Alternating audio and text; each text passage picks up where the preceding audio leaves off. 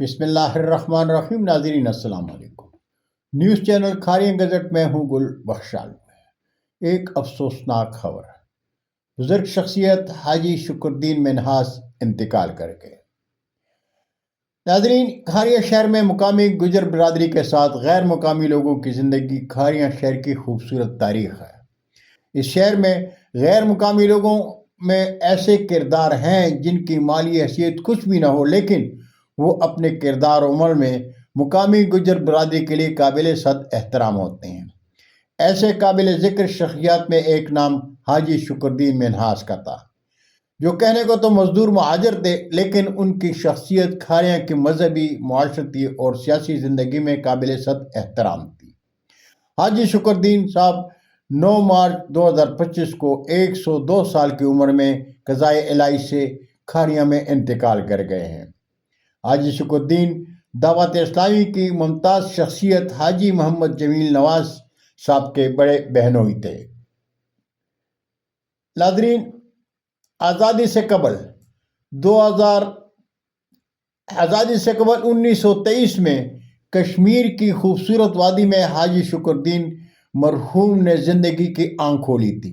آپ کے والد نواب علی مزدور پیشہ زمیندار تھے۔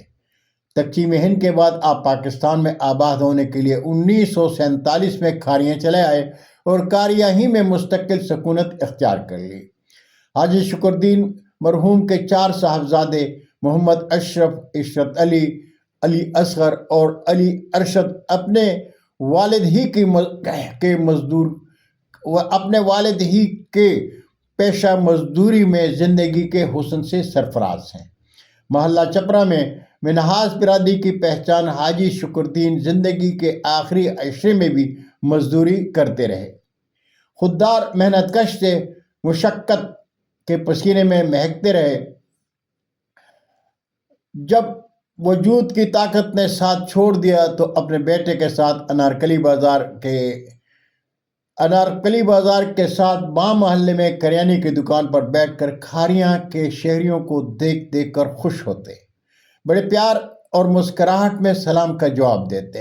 زندہ دل شخصیت کے مالک تھے، صوم الصلاۃ کے پابند حاجی شکر الدین قاضی امیر حسین، عبدالحمید زرگر اور چودھری محمد عبداللہ خان مرحومین کے قدردان دوست تھے۔ 1978 کے بلدیاتی انتخابات میں چودھری بشارت احمد ایڈوکیٹ کے مقابلے میں میونسپل کمیٹی کھاریاں کا بلدیاتی انتخاب لڑا، لیکن 17 ووٹوں سے شکست کھا گئے تھے۔ حاجی شکر الدین مرحوم کو کھاریاں کے مرکزی قبرستان میں سپرد خاک کر دیا گیا ہے۔ اللہ تعالیٰ مرحوم کو جوار رحمت میں جگہ دے اور ان کی برادری کو صبر جمیل سے سرفراز رکھے، آمین ثم آمین۔ بہت شکریہ ناظرین، زندگی نے ساتھ دیا تو اگلی نشست میں پھر ملاقات ہوگی۔